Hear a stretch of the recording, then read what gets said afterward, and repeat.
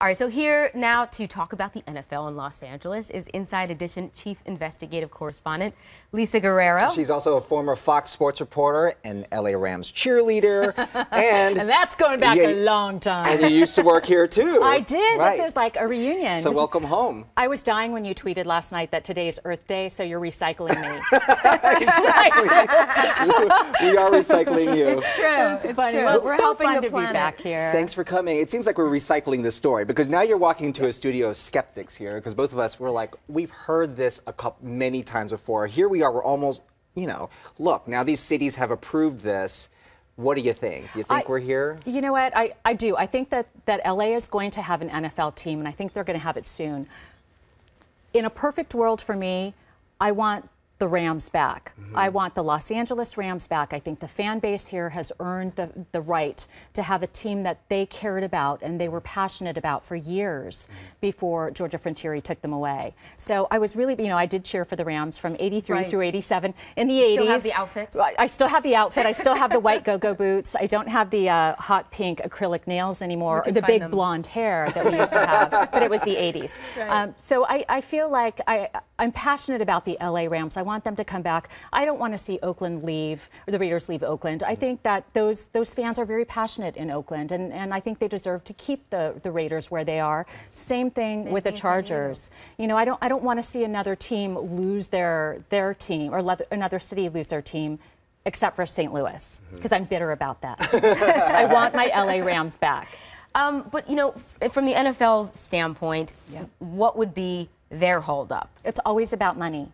It is always about money. They just want to make sure it's going to be feasible. A cash cow. Correct. And the owners have to sign off on, the team of owners have to sign off on it. So regardless of what your individual stadium plan is, you can have a fantastic computer-oriented, gorgeous presentation of a stadium. Here. I mean, look how beautiful it is. Very impressive. It doesn't matter unless the owners are on board. And I think the closest we'll get to an owner coming on board would be for the Rams to come back. I think that the cities of Oakland and San Diego are going to come to terms with those teams, and I think they'll stay where they are. You always hear that, LA's never ready for a sports team, and LA fans are drives me flipping crazy. Right. I mean, you said you were hurt when they left. I was hurt when they left. Yeah. And as a matter of fact, I just interviewed the other day Representative Loretta Sanchez, who represents Orange County, and she said to me that she doesn't think Orange County can support a team, an NFL team. I thought, are you crazy, sister? Because one of the things that happened at the time when we had the Rams was we also had the Oakland Raiders here. So we had to share that fan base, and the Oakland Raiders had won a Super Bowl. If you just had one team, absolutely LA could support it. Absolutely. Where does that argument come from? Ignorance. I mean, we're one of the biggest cities in the country. We've already done it. Yeah. I never understand I understand the part when people don't want the stadium in their backyard, because that we go through all the time. Well, don't we as Angelinos, we always hear, there's too much to do in Los Angeles. It's the entertainment capital of the world, or people are surfing, people don't care about sports, the weather's too nice. Look, we support the Dodgers. Yes. We support the Clippers. We support the Lakers. Even if they stink, the Angels. We can definitely support an NFL team, and I want the LA Rams back here where they belong in LA. That's why you were in yellow today, I can tell. That's it. Let me ask you about Britt McHenry. As a former sports reporter, you've been there before. She's suspended now for a week, so she's almost done with her suspension. Was that enough? No, it was not enough. Let me tell you something. When I first heard that rant, I didn't think about that rant as being a former sportscaster that saw another sportscaster do that. What I thought about was the victim of bullying.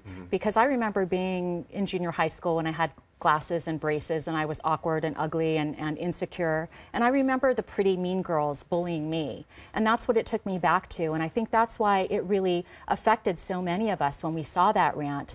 It wasn't just about this pretty sportscaster bullying an employee. I think we all have been bullied before, most of us, and that was hurtful. I will say this, awful. I have been bullied by towing companies. I feel that they take advantage. They have you where they want you, and you end up paying exorbitant fees. So we all understand the frustration, but you're absolutely right. When you hear what she says to this woman, it doesn't matter what somebody said to her. Do you think it's going to be tough for ESPN to put her back on the air? No, I think they'll put her back on the air. I mean, the sad thing is she's gained a ton of Twitter followers because of this. She's gained notoriety. She's now a household name. You can't buy that publicity. And what's the saying? There's no such thing as bad publicity. Yeah. And I think that's true. Sadly, in the age of Twitter and social media, all that people care about sometimes is your Twitter following and how many people know your name, and not about who you are as a human being. There was a woman who worked with me here years ago, a blonde sportscaster whose name shall remain unsaid by me, but she treated her crew and she treated people really, really poorly. Her crew got her back. At one point she went on a rant and her cameraman held the camera down and shot it and gave the tape to the boss, and she didn't get renewed. So she didn't come back. I guarantee you that was not Britt McHenry's first nor last rant. Yeah. I hope all those mean girls got to see you cheerleading and where you are today. That anyone that made fun of you definitely ate their words. Well, I have, who knows? I still feel like the awkward kid. We all do. I mean, I still wear glasses, and it's all smoke and mirrors anyway, and filters. On TV. Yeah. Thanks we so don't much. believe that, Lisa. All right.